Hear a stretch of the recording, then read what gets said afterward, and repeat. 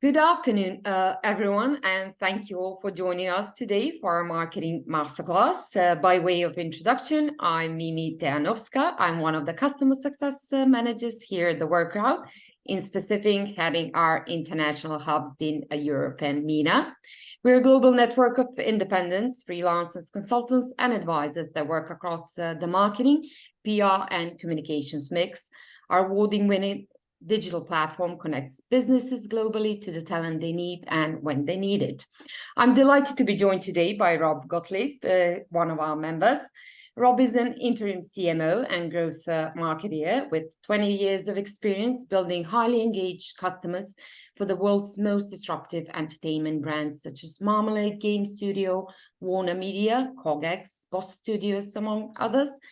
Marketing has undergone quite a transformation over the past 3 decades, and what was once considered a nice-to-have component of business operations has now become an absolute must-have for any brand aiming for success, and its demand and impact has clearly skyrocketed. Today, marketing is not merely about promoting products or services. It's about crafting compelling narratives, fostering meaningful connections with audiences, and navigating the ever-changing digital landscape. On our masterclass, Rob will discuss how to enhance customer engagement, effective marketing strategies for attracting and nurturing loyal customers through targeted campaigns and customized experiences. We've also launched our marketing toolkit designed for startups, scale-ups, business leaders, and professionals. And all the attendees will receive a copy, and we'll also share that with you at the end. So feel free to participate during the masterclass with your questions for Rob via the chat feature, as well as the Q&A button at the bottom of your screen. And I'll try and address them during the event, but we'll also have 5 minutes at the end for any additional questions from the audience. So over to you, Rob. Thank you, Mimi. It's really good to be here, and thanks everyone for joining. It's really exciting to really kind of share with you a bit of a overview about what I do, the way I kind of approach connecting with fans, and hopefully there'll be some really helpful things for you to take away to consider for your own brand. So let me share my screen. Moment of truth. Okay. So hopefully you can see this. Yeah. Cool. So we're going to be talking about connecting brands to fans through performance marketing. Really the overview I want to present is all about creating a marketing funnel that kind of really engages audiences and actually thinking about who your audience is, to use that insight to fuel your connection with them and ultimately the action that you're intending to achieve. And then we're going to chat about data and how obsessed I am with insights and analytics, because ultimately that fuels everything that I do. So someone recently asked me what my superpower was. And my superpower is connecting brands with fans, and I come at this from a very kind of natural, passionate place. I am a fan. Initially, like most of you, I'm sure, I'm really a fan of entertainment. And you know, as we'll kind of come on to here, I've spent 20 years focusing on digital marketing, and I started out in the music industry. So I launched Napster, the legal version, before even iTunes was out in the UK, and my role there was to really use performance marketing to drive that subscriber growth. But I'm very humbled and fortunate to have worked across all the major entertainment categories, so music, TV, film, games, and a very small franchise called Harry Potter. So I worked at Wizarding World Digital, which was a JV, a joint venture between the Blair Partnership, who represent J.K. Rowling, and Warner Media, to launch the D2C component for the Harry Potter franchise, bringing all the tentacles of that franchise together in one place.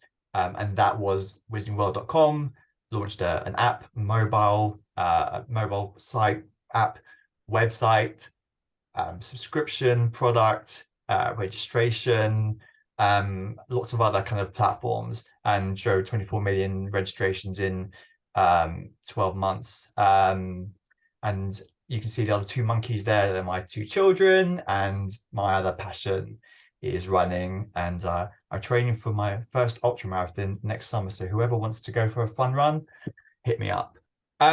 So this house is not my house, but it is an analogy I like to use in the way that I kind of approach my work. And to explain this a bit more, so typically, one naturally thinks about, well, how am I going to drive growth? So that's kind of like, I guess, the roof in this analogy. Don't know why I've got my hand up here, but that's the roof. But actually, what you need to do that is you've got to have really strong foundations. Like, what is the tracking? Make sure that's in place. What is the messaging? That's the next level. What is who's that audience? How are you going to connect with them? And so you really kind of layer up, and then ultimately what you have is, at the end, the very targeted investment that is going to connect with your fans and ultimately deliver your results. So hopefully that kind of resonates with some of you. So the 4 steps Mimi kind of briefly mentioned, I kind of want to walk through are the who, why, what. Who is your audience? What messaging is going to resonate with them? Why would they engage with you? And ultimately, what do you want them to do? And the whole kind of what I call a bit of an optimization loop. And across all of that is data. Data underpins everything that I do, as you will hopefully see. I'm obsessed by the funnel, and this is a bit of an abbreviated version of what I'm sure most of you know is the AIDA model: attention, interest, desire, action. And so really kind of for the purposes of this, I've just broken it down by those levels, and then associated typically the channels that you would associate with each of those levels. So this is the way I kind of think about, this is how I think about all the work that I do, and at what point I do it. So typically I would actually start at the action. What is the thing I want them to do?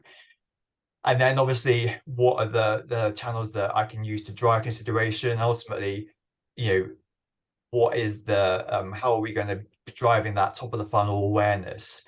And the key to thinking about this is that if we can increase every percentage of this level, so each of these levels, each of these are kind of conversion points, and if we can increase each of these conversion points by even 0.5%, what does that mean in terms of the bottom line, in terms of revenue? So every opportunity to increase the performance and the conversion at each of these levels, that's the way that I kind of approach my work. And I'm almost dissecting it really, just to kind of really understand what's happening, where do we want to, what are the main areas where we can drive that growth? Is there any lower hanging fruit? What's going to kind of really kind of be the key lever to open that up? So before we move on to the best ways to engage your audience, it's important to ask the question, who is your audience that you're looking to target? What are their needs, interests, and where they're currently meeting their needs? So basically identifying ways on converting them to be your fans. So it would be good to get your insights and how we can achieve this. Fantastic. I'm very happy to answer that. Who question for any Game of Thrones fans? So the way you kind of the way I kind of think about it is, you can't target everyone all at once. You have to really use some insight into data to understand, well, who are your primary audience, aka kind of super fans. So with these examples, who are the people who are queuing up around the block the night before the latest PlayStation is released? Who is literally dressing up? Who spends hours of their time and money and goes to cosplay, to go to Comic-Con? Who are the people who are building these amazing homages to their favorite franchises in their house? Those are your kind of your classic super fans. What data can you gather on them so that you really target them and make sure that what you do really resonates with them? Because they are not only your easiest audiences to convert, but they are going to be really, really strong advocates and really help get your message out there for you. And then really the secondary level, the people who spend the money and the time kind of going to gigs, which in this day and age is not an insignificant investment. Who are the people who are staying up to make sure that they see their favorite TV shows live the moment they come out? You know, in Game of Thrones, you know, who are the people who are up at 3 a.m. UK time when they were airing in the US? Who are the people who go to Lego stores? Who are the people who really kind of sign up to the Legos programs? Who are those early adopters and getting involved in that insider program? Who were going to those stores? Who were going to the exhibitions and the Legoland itself? You know, so I guess this is just to recognize that you know, you need to kind of focus your efforts and energy to make sure that these people that you're connecting with and that you're engaging with them and that they're happy and satisfied. You know, the other kind of way to think about it is that ultimately a fan could be anyone who engages with your product service and become an advocate. And you know, so you know, there's an opportunity to kind of help influence people who are even more casual users.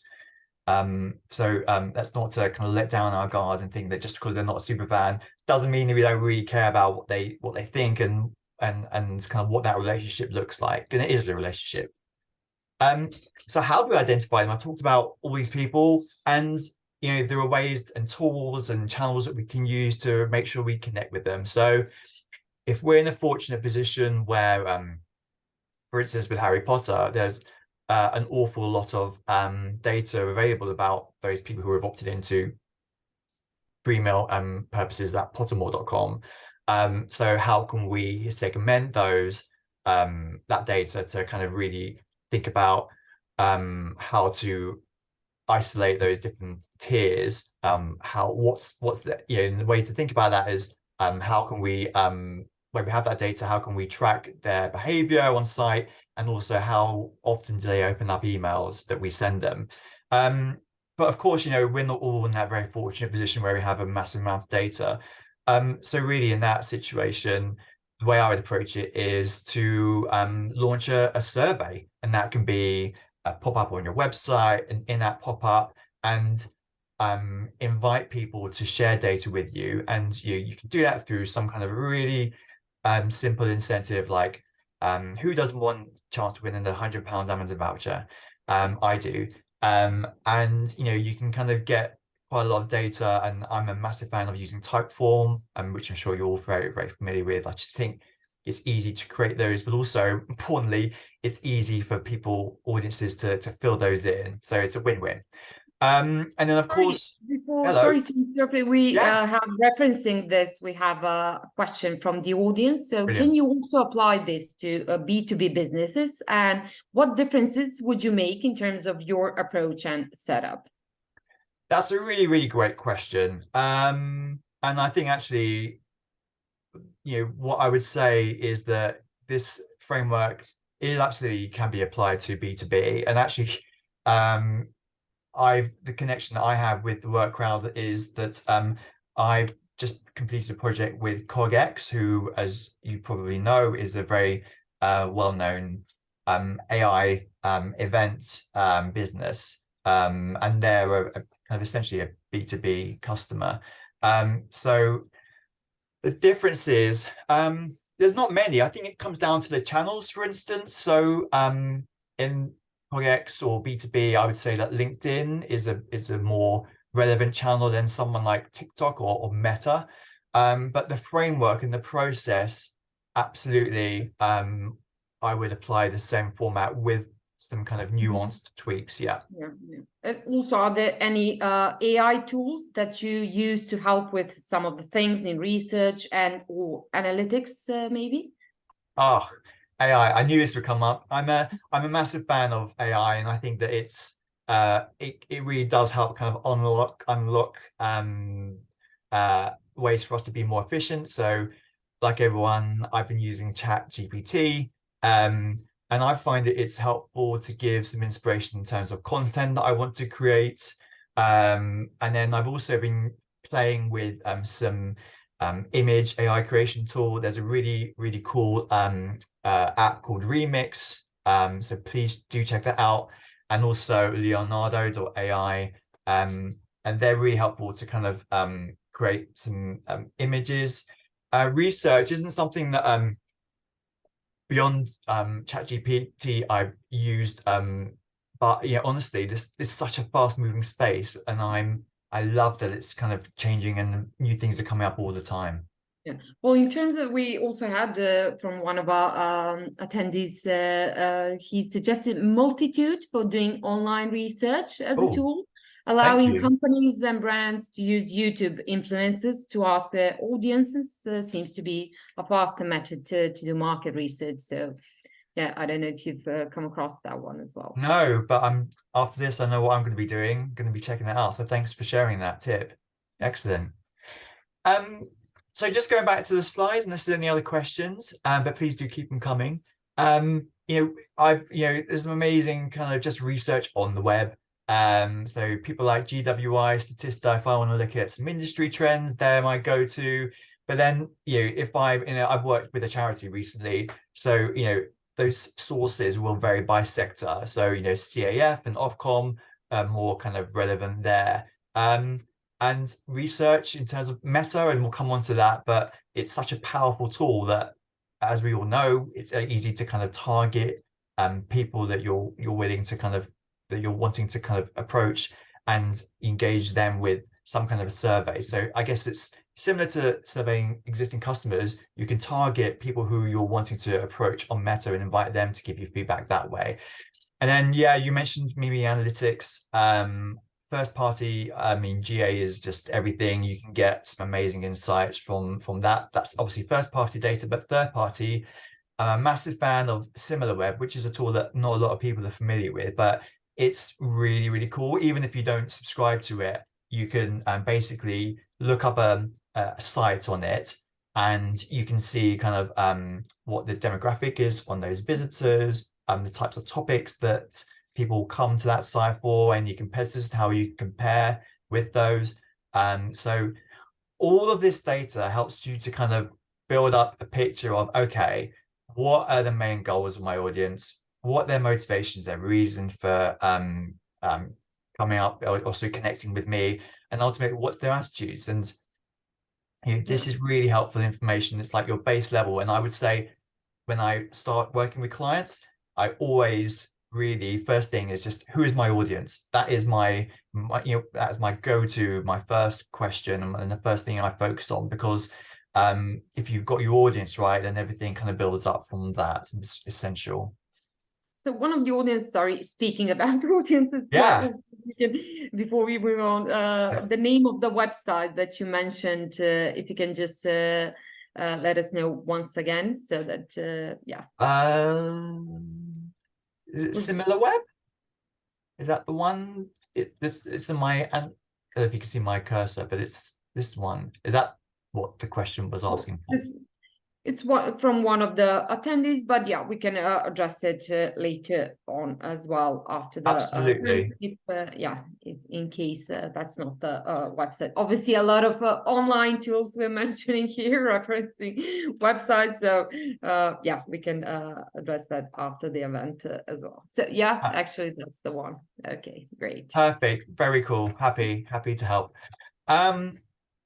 So your audience are already engaging with brands, and I think it's essential to really understand who those competitors are. And the way I kind of approach this is, I couldn't show it here because it's just too much, but I would typically build up a grid. So I would start with the brand that I'm working with, and then to the right of that, in columns, 5 to 8 other kind of competitors. And then I would think about the product features and benefits that I'm working with, and how whether or not my competitors have or don't have those features and benefits. And then ultimately, it's kind of like a really simple kind of almost like a yes/no matrix. It's very binary. And what that helps me enable to do is just to really understand, okay, you know what? I have my my brand. There's other people out there doing similar things, but actually here's my unique selling points. Here's the things that help me and my brand stand out. And ultimately that helps me build up on one page kind of what are the things that I can kind of hang my hook on, and how can I use those in my messaging to distinguish myself and differentiate myself. And I also think about what research kind of the messaging that those competitors use. So they'll be using language that is obviously relevant to what I'm doing, and I just make sure that I'm kind of not using the same messaging as them, again, to help distinguish myself. So I've got the messaging and I've got the product benefits.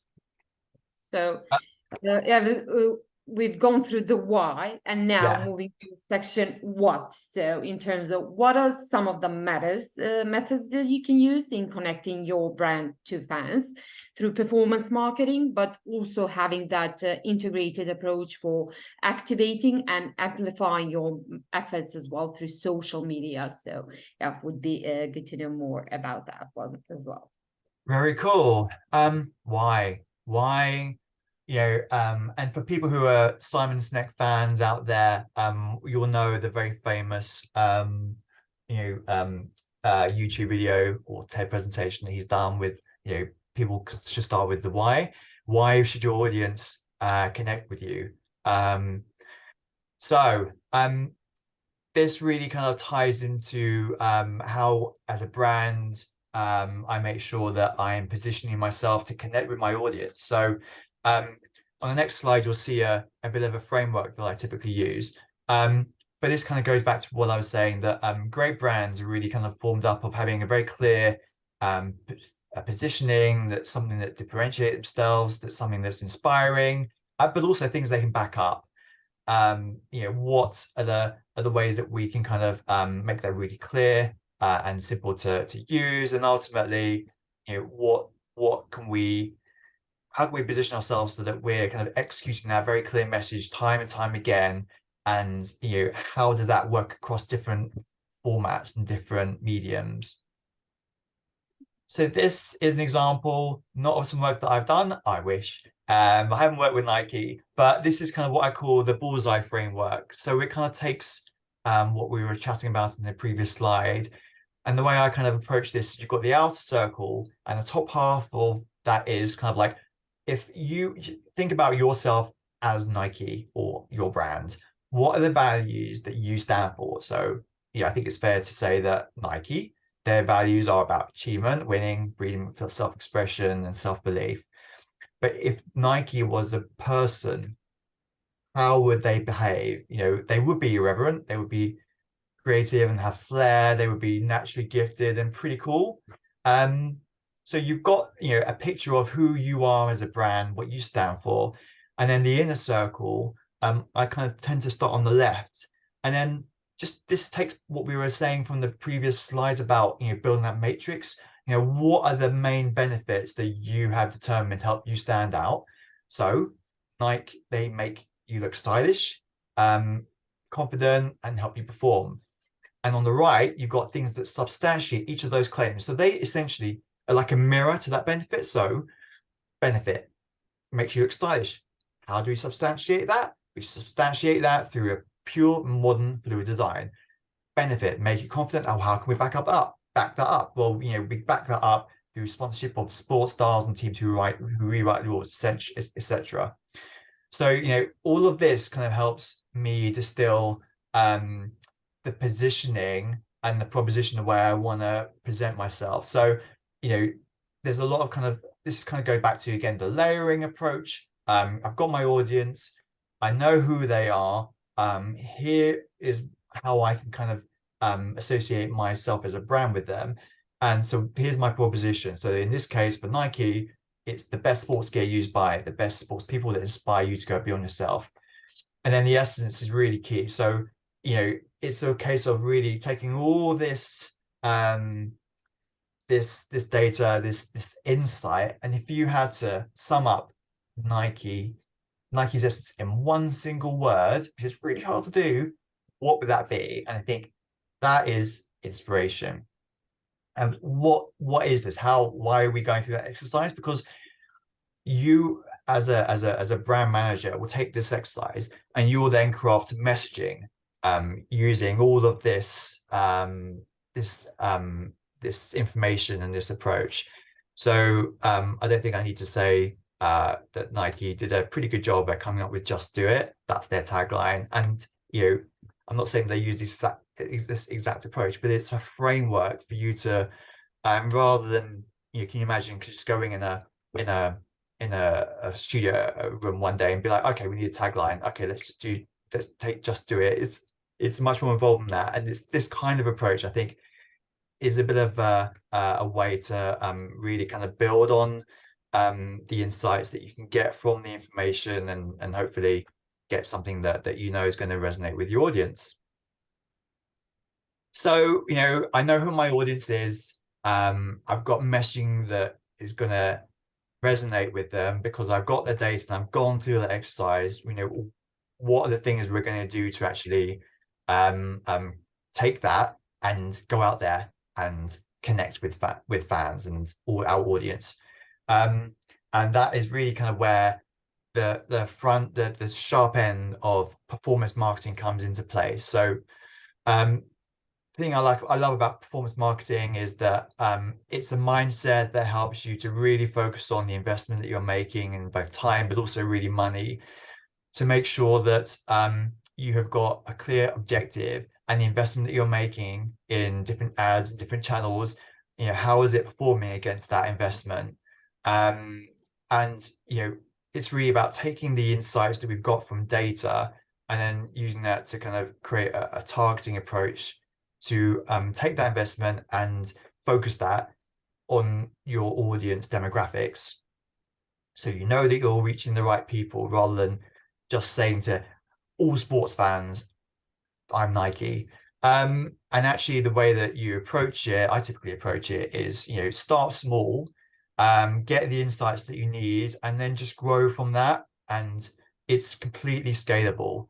That just makes sure that you're really getting that focus on ROI, that return on investment, so that the way I really focus my effort is how can I, for instance, get someone to register or get someone to make a purchase within profitable parameters. So I know what I'm spending and I know what I'm, how many sales I'm driving. So those are the kind of like that. Those are the parameters that I'm really focusing on and that I'm judging and evaluating all this investment on. Yeah, well, it's good that you mentioned, I like that one, start small. Obviously, you have the insights from before in terms of the audience, what you want to achieve and who you want to target. But yeah, still start from a small pool of audience and then do A/B testing and adjusting your campaigns, seeing what works, what doesn't work, and obviously just to manage expectations in terms of the budget you have and the results, the end results, obviously, that you're looking to achieve. Very cool. So what are the methods I typically use? So my kind of starting point is pay-per-click. So kind of really taking what I was saying earlier about I have a budget and I have a desired result. And I would typically allocate budget on channels such as Facebook, Instagram, paid search, I would say is the best performing.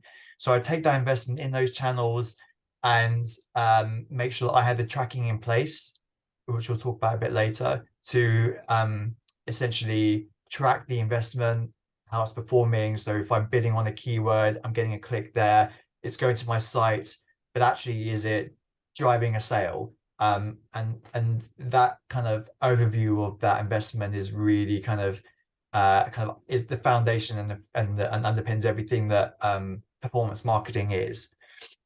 And then, that's kind of like the base level, which is kind of like, I guess, more of the bottom of the funnel.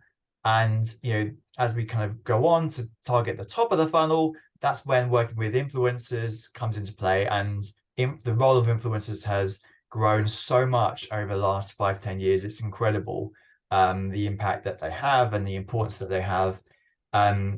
So you working with influencers to either give them exclusive access and encouraging them to create content, or just inviting them to create content that you can then use on your own channel. So the whole user generated content is really, really key. And for fans buy into other fans. So if you were working for with the gaming brand, for instance, working with influencers in that space, people who are on Twitch or on YouTube, who constantly stream, and getting in front of them and having a conversation where you could partner with them, and ultimately it's all about encouraging their audience to check out your brand.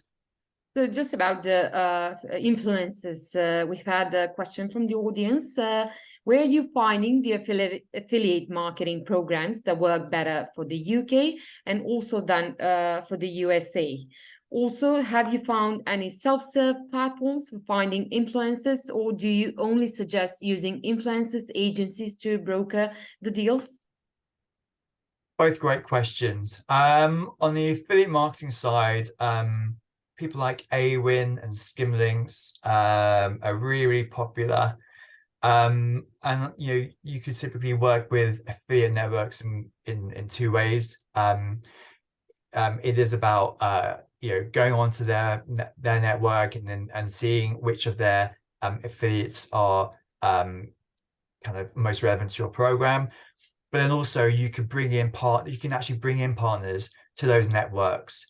And the thing I love about affiliate marketing is that it's essentially guaranteed positive ROI. You are working with those publishers to deliver an action based on the fixed cost. So if I, for instance, want to drive signups, and let's say it costs £9.99, you might want to offer £5 per sign up. So that means obviously you've got £5 profit for every sign up that is being driven by affiliate marketing.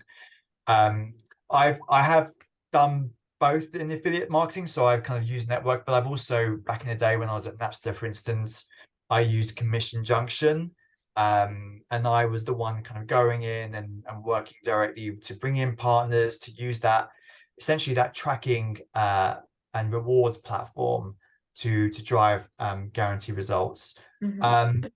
In terms of spending from the in terms of spend for influencer marketing, I think this correlates as well. If you have any advice in terms of how to adjust that spend and incorporate in the overall marketing budget. Yeah, great question.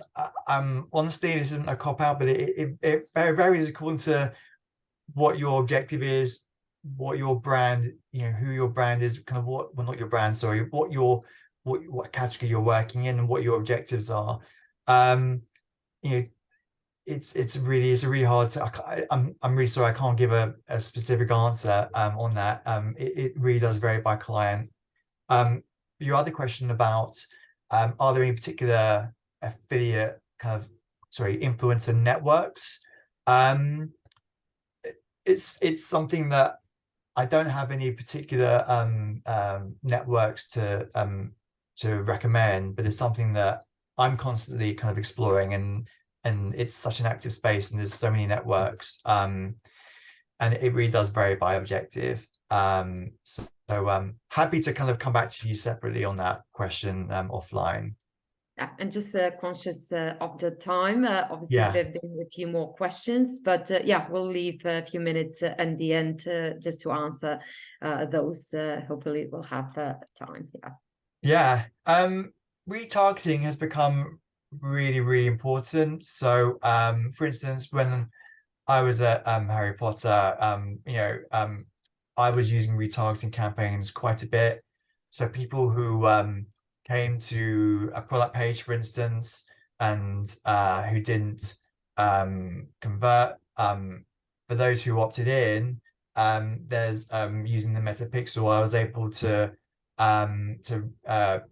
retarget those people on Meta with a distinct messaging to invite them to reconsider that purchase, and so really kind of using a layering approach again of paid search, and then if people had registered their emails, we'll come on to talk to later. I was able to send them an email, and then another layer is retargeting them on social. So, these kind of these channels don't work in isolation. They kind of work hand in hand. So, the amount of budget that you invest in each of these will vary. But I would certainly start on paid search, and I would go down the line just like I've shown here. So, yeah. Again, this kind of just touches on what I was saying, actually, that social media is really, really key, because yes, you've got people, you're driving people to your site, they may have even registered, but social media is a great way to amplify your message, because we know that it takes people, the whole I never know where it comes from, but the whole kind of comment about it takes people 7 times to actually, once you've shown them or told them something 7 times, to convert. I mean, that's a great, it's great to use social media to help increase the amount of messages that you're sharing with people and build up that frequency. And I think this is where kind of influencers come in, because we know that UGC is so important, particularly for an audience, and it varies by generation. So Gen Z, for instance, they are all about authenticity. So UGC is absolutely essential. They're going to convert or respond to an influencer much more than a paid search campaign. So this is why yes, this is a framework and this is an approach, but you have to really focus on who your audience is. That is why it's so important to get that insight. And because social media is so powerful in terms of its targeting, there's so much data available, almost an overwhelming amount of data. But actually, it's just important to really focus on what are your objectives, and how is each ad performing, what are the metrics that you're really trying to deliver, and then make sure that you're refreshing that creative and using the data to basically focus your investment in the ones that are performing, and switch on and off the ones that obviously aren't performing. But obviously, it's important. The CRM is also very important here. So, and there are different ways and how to best use it. Then personalizing your communications, enhancing that customer loyalty, and fostering the brand advocacy. And I think we'll discuss more about the CRM as well in the next section. So it would be good to know more about that one as well. Yeah, this is just an example of how brands are actively spending on UGC, and this is kind of what the campaign that Uno did. So this is for someone who's got 4.3 million followers. This content that they created delivered 71,000 likes. So it's an effective way to reach your audience. I think this is kind of what we've already covered in terms of, it's so important to really focus on the data, to use that to make sure that your campaigns are performing. And, I think as Mimi mentioned earlier, this starts even at people who visit your site, and using A/B testing.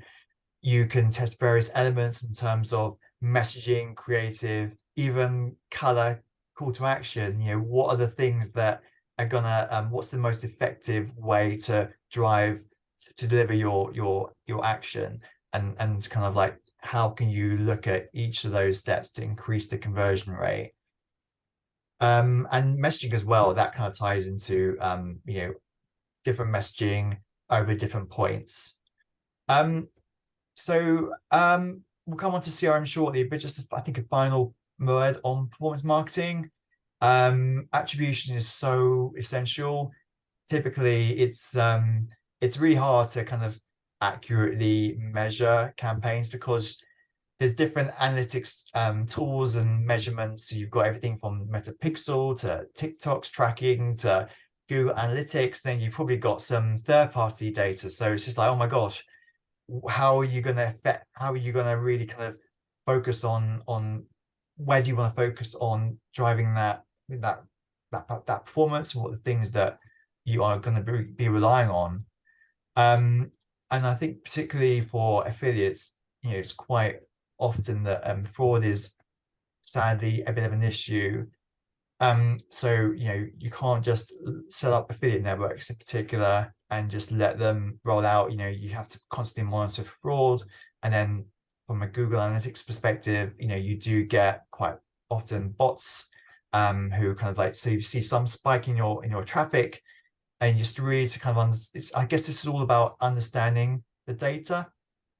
And the third one, consumer privacy and compliance, sounds really dull, incredibly important. And I can tell you, when I was working at Harry Potter, as you can appreciate, that brand has a young audience.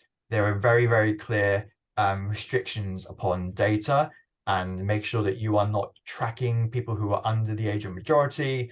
And that varies by territory. So it's really, really important that you understand, again, who your audience is, and making sure that the data you're getting is actually obviously opted in, and that you can legally capture that data. CRM. Yes, personalization is absolutely key. The more personalized that you can make your message, the higher your conversion rate is going to be. But also, not all CRM contacts are equal. You can use behavioral information to really identify people who are most frequently engaging with your communication, or visiting your site, or completing an action, and essentially put them into like a bucket of VIP contacts. And that allows you to send a different messaging to them, or invite them to different events, or create opportunities that only they get access to first. And in terms of kind of streamlining those interactions, it's with the use of automated workflows, you can kind of set up on rails almost, kind of based on actions that people perform, what messages they get next. And honestly, this is all about kind of hand-holding people, guiding them through your experience, and make sure they have a really great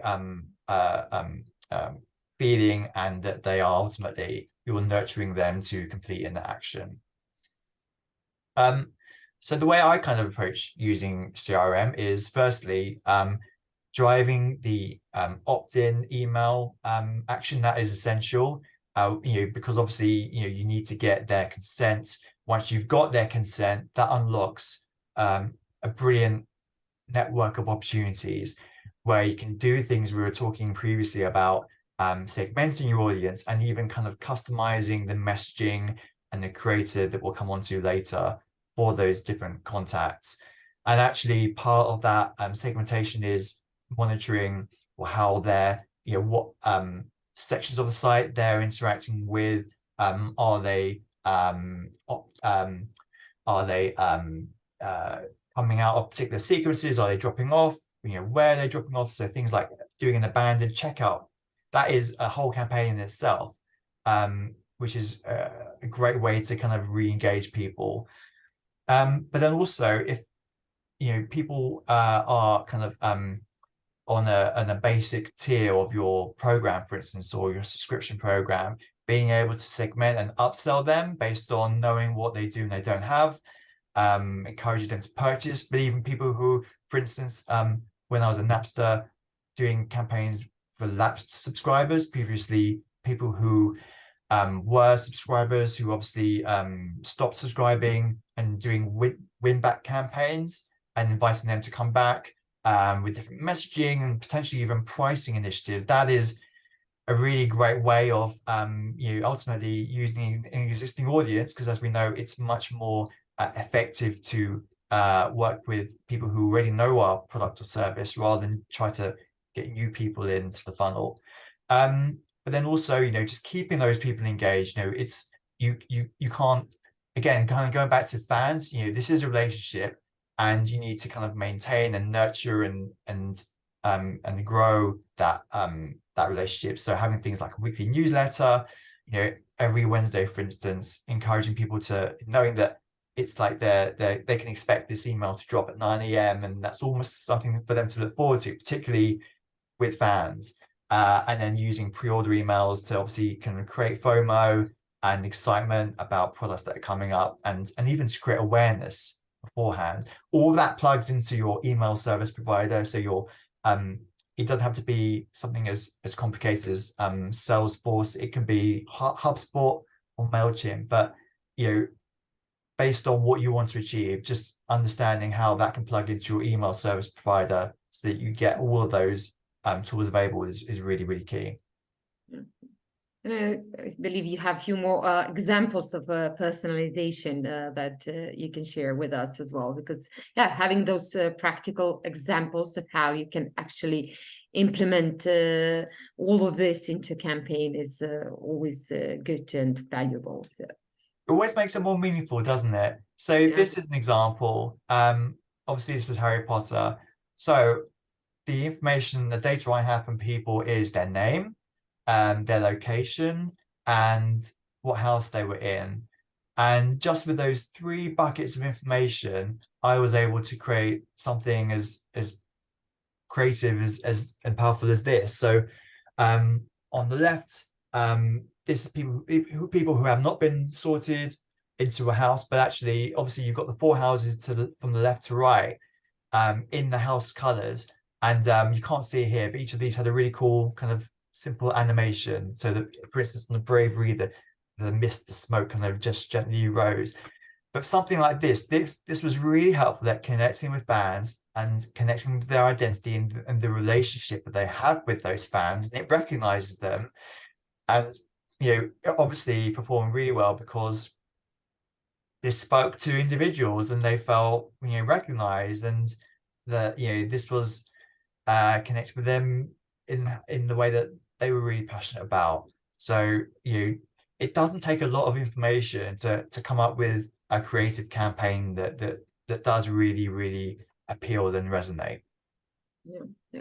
So we're wrapping up in 10 minutes, and before we move to the final section in terms of measuring your success and optimizing results.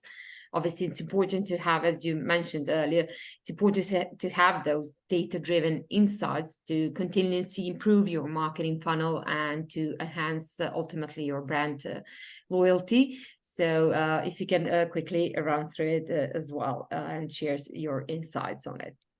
Absolutely. Before I get to that, it's just another example about timing. So this is an example of where I was working on a subscription product for Harry Potter. So it's all about sequencing.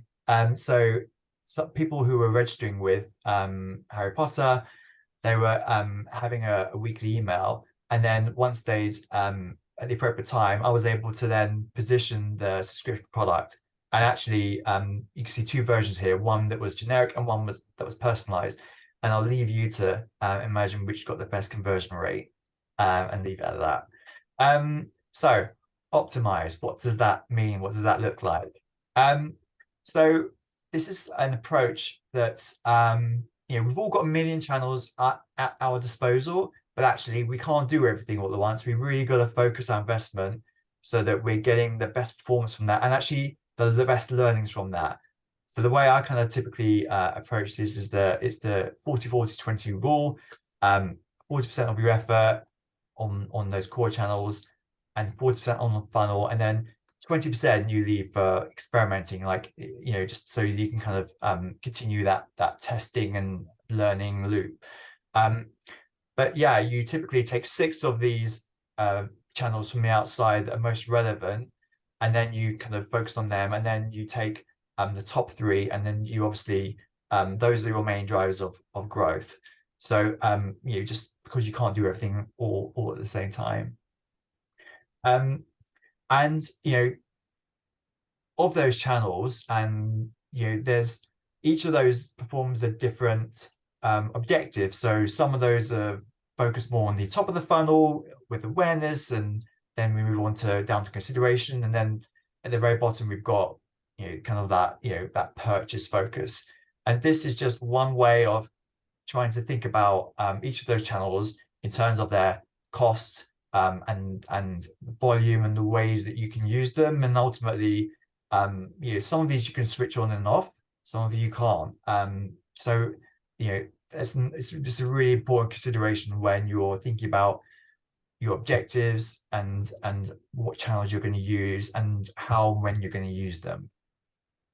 And yeah, the way I kind of think about that funnel is kind of just going back to the AIDA model, where you drive traffic to your site, and that's where paid social and boost and PPC and search are really helpful. And then the next level is obviously driving the conversion. So what A/B tests can we do on a website? So there's tools such as Optimizely, which is really great at just really answering the question about how you can kind of most effectively what imaging and messaging and experience is going to enable you to best convert your customers when they do land on your site.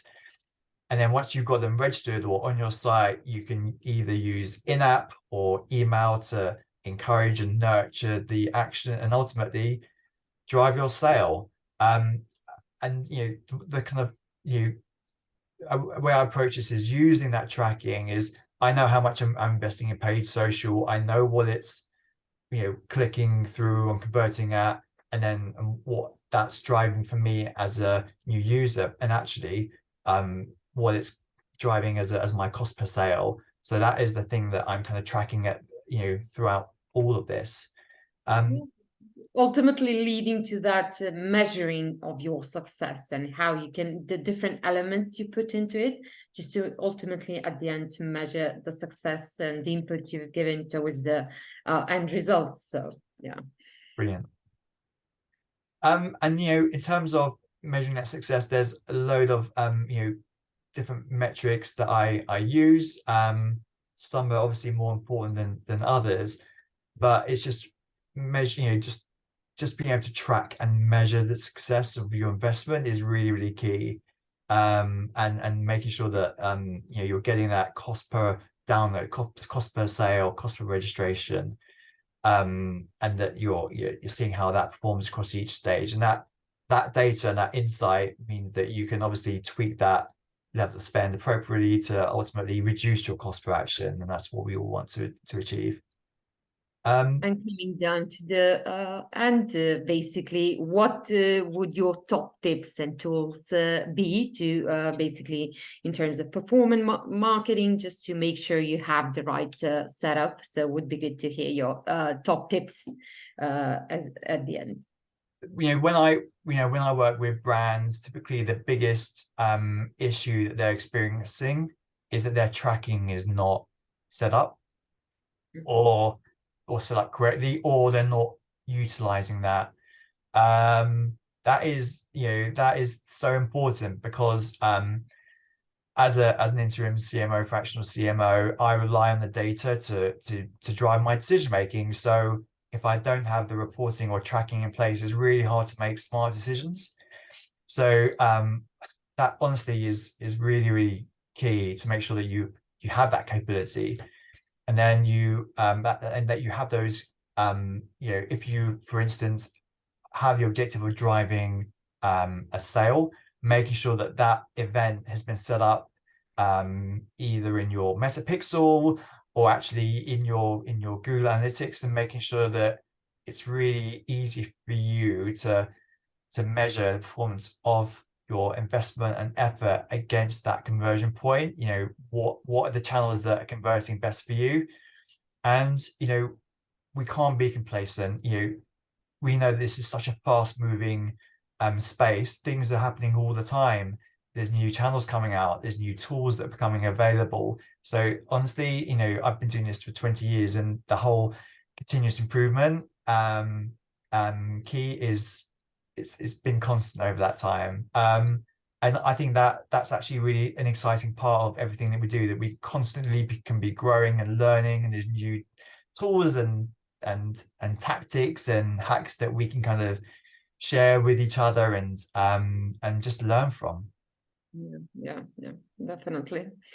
So just at the end, Rob, if you don't mind, we have a few more questions from the audience, and we'll be wrapping it up.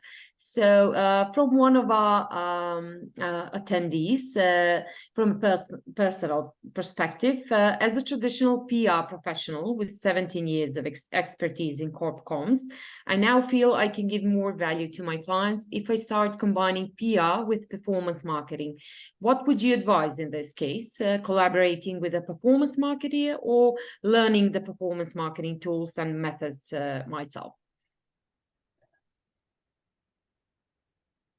I think because PR is such an important discipline in itself, then I wouldn't want you to kind of neglect that. I do think there's definitely value in you understanding how performance marketing works and collaborating with, at least in the short term, collaborating with someone who you can kind of learn from and educate and get that education.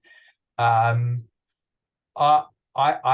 think that any customer, if you could say to a customer, yes, my background is PR, but actually the way I measure myself and the way I want to be measured against is by driving results. And you have this performance marketing mindset and approach, and you can demonstrate that. That is going to be brilliant, honestly, because PR is typically, people find that quite hard to attribute a sale or an action using PR. So I think that I'm really excited that you're here and that you're interested in finding out more about performance marketing. So yeah, to answer your question, definitely engage with someone who you can learn from, and then take that as an advantage that you can give to your brands. Brilliant. Also, any AI-based platforms and services that you use to optimize your performance marketing campaign results, let's say the likes of Lemon AI or VidMob. So the question was, do you use any of the AI-based platforms, and how to optimize those campaign results? Sorry, AB or AI platform, sorry. AI. They're not ones that I'm familiar with, to be honest with you. But very happy to investigate and come back to you after the workshop. I'm sure if these platforms tend to be quite similar. So hopefully I can answer your question offline. Okay. And one final question goes back to the budgets we discussed before. So when thinking about your budget and trying to calculate an optimum, what advice would you give in terms of minimum spend for each channel?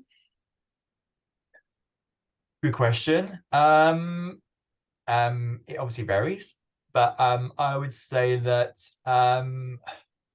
for paid search, I wouldn't expect to spend less than, if you're a startup, let's say, to spend couple of £100 a day would be decent as a start. I'd actually say this is probably similar for a startup on paid social. I would also say, going back to my previous point, start small and get the data, make sure that everything is working, that tracking is up and running, and that you're getting some insights, and that you're ultimately delivering on those conversions, everything is kind of working correctly. And then, because again, it's all about that performance marketing mindset. Once I know something is I'm driving actions at a profit, that is when you can kind of scale it up and demonstrate how that the investments in your channels is actually driving profitable growth. Well, thank you, Rob, for this insightful masterclass, and thank you everyone for joining us today as well. We'll be sharing the recording of today's event. So thank you once again. Thank you, Rob, and thank you to the audience. Thanks so much, everyone. Thank you. Hope you found it helpful. Bye.